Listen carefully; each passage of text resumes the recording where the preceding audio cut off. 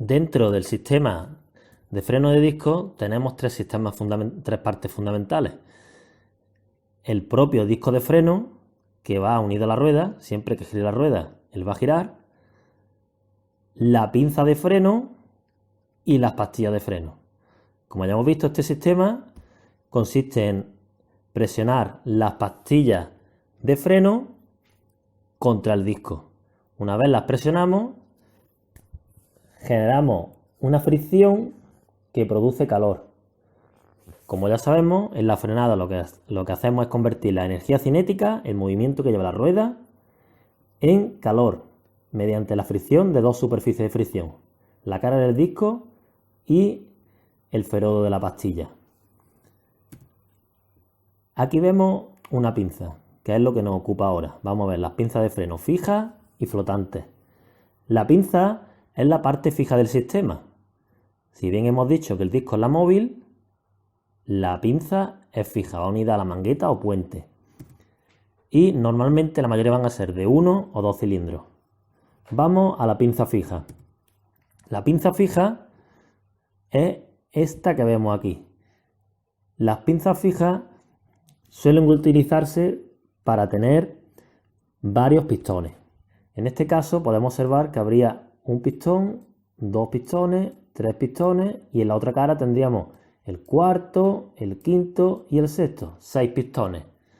Lo que logramos con esto es que la distribución de fuerza sobre la pastilla sea más homogénea. ¿Cómo funciona? Pues el principio de funcionamiento no es complicado. Si nos venimos aquí a esta imagen, vemos cómo entraría el líquido de freno a la pinza, al cuerpo de la pinza, y se distribuye hacia un lado y hacia otro. En cada lado vamos a tener, en este caso, en este ejemplo, un pistón y otro pistón. Si hubiera más pistones, pues sería lo mismo, ¿vale? Como vemos aquí. Una vez llega el líquido, la presión del líquido generada por la bomba, cuando pisamos el pedal, empuja a los émbolos hacia afuera y estos a su vez empujan a las pastillas presionándolas contra el disco. Así es como se produce la frenada. Ahora vamos a ver un elemento muy importante de las pinzas de freno. Si nos fijamos aquí, tenemos este elemento importante que digo es la junta o retenes de estanqueidad. Una de sus funciones evidentes es asegurar la estanqueidad del circuito, evitar que salga el líquido, y la otra os la voy a explicar a continuación. Esta junta está colocada en un mecanizado, en un cajeado que se produce en el cuerpo de la pinza. Entre ella y el émbolo es donde se coloca.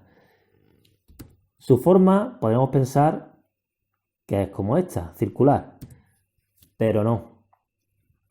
Su sección es rectangular, ¿vale? Rectangular, cuadrada, como queráis llamarle. ¿Por qué es cuadrada? Pues para realizar su otra función principal, que es retraer el émbolo una vez dejamos de pisar el pedal. ¿Cómo lo hace? Al tener una sección cuadrada o rectangular, cuando pisamos el pedal y movemos el émbolo, esta se retuerce. Una vez dejamos de pisar el pedal y el émbolo vuelve hacia atrás, porque esta junta trata de volver a su estado inicial. Por lo tanto, se vuelve a retorcer en el sentido contrario, llevando al émbolo hacia atrás y llevándolo a su posición. En las pinzas no tenemos mecanismo de ajuste, como veíamos que teníamos, por ejemplo, en las zapatas. ¿Qué ocurre aquí? Que esta torsión del retén tiene un límite, de ahí no pasa, se queda en ese límite.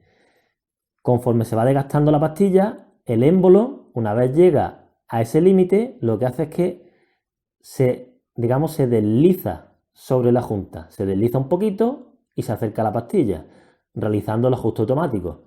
Una vez deje de haber presión, la junta se retuerce el límite que tiene y devuelve el pistón un poquito hacia atrás, pero ya estaría el émbolo más cerca del disco, estaría ajustándose.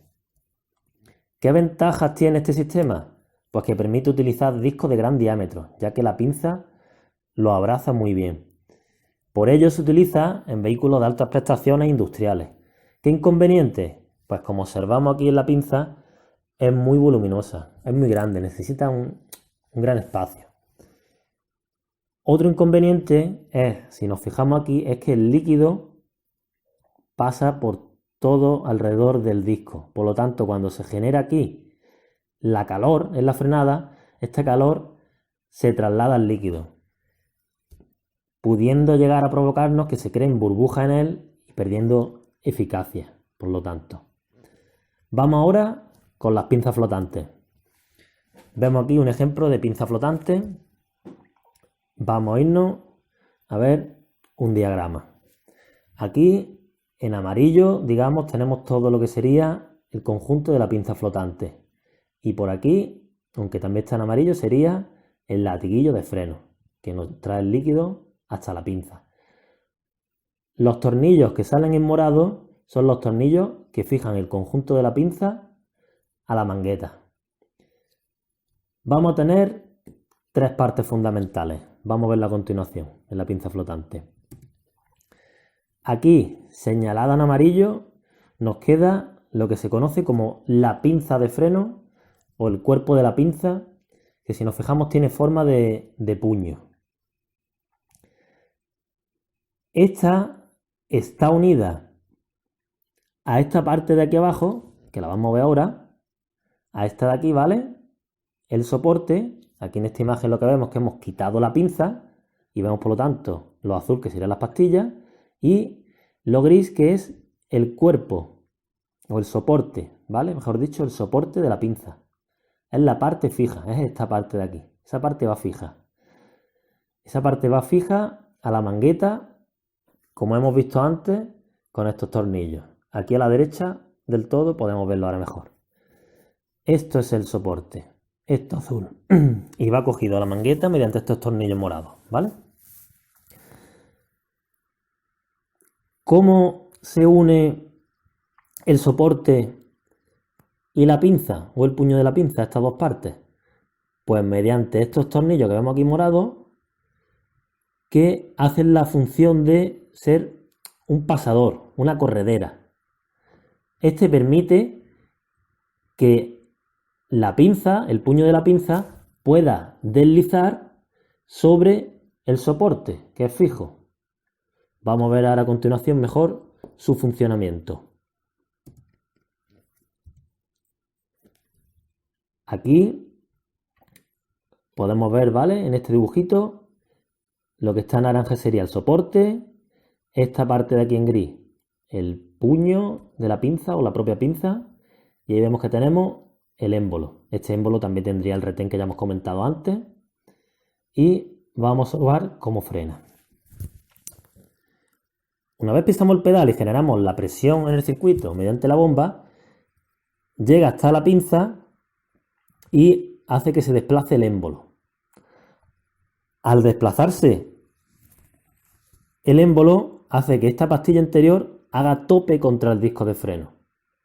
Y ya por lo tanto este émbolo pues, no puede avanzar más. Como no puede avanzar más hacia allá, pero le sigue aumentando la presión aquí, como este cuerpo puede desplazarse, esta presión al aumentar lo que hace es tirar de esta caja, tira hacia allá. Como el líquido ya no puede crecer más hacia allá, lo que hace es que tira de la pinza hacia el otro lado. Al tirar de la pinza al otro lado, lo que hace es que esta pastilla de aquí la presiona contra el disco. Por lo tanto, gracias a este ingenioso invento, conseguimos que con tan solo un émbolo podamos presionar las dos pastillas contra el disco. Aquí en el GIF podemos ver el movimiento. Llega la presión, mueve la primera pastilla, fijaros, una primera pastilla, y luego, como no le queda más remedio, no puede mover más este émbolo hacia allá porque ha hecho tope con el disco, tira de la caja hacia allá. Eso es debido también a la fuerza de reacción que se crea.